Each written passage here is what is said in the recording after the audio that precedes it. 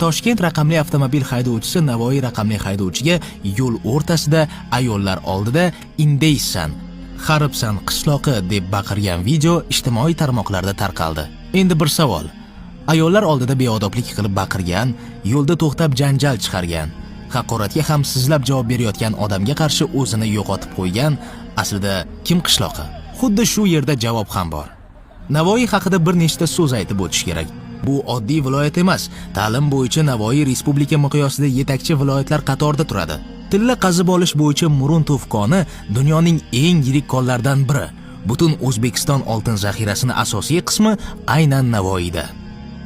Shu shaharga qishloqi deyish faqat o'zini johilligini namoyish qilishdan boshqa narsa emas. Agar o'sha inson Navoiyga o'zi kelsa, biz unga shaharni ko'rsatib, munosib mehmon qilgan bo'lardik. Chunki biz shundaymiz. Toshkent haqida ham adolatli gapirish kerak. Toshkentda millionlab madaniyatli, bilimli, odamgarchilikni biladigan insonlar yashaydi. Bu bir kishi ularni vakili emas, bunday odamlar har qanday shaharda bor, lekin ular jamiyatni orqaga tortuvchi ozchilik hisoblanadi. Jamoat joyida mahalliychilik qilgan va tinimsiz haqoratli so'zlar ishlatgan shaxsning qilgan ishiga qonuniy baho berilishi shart deb hisoblaymiz.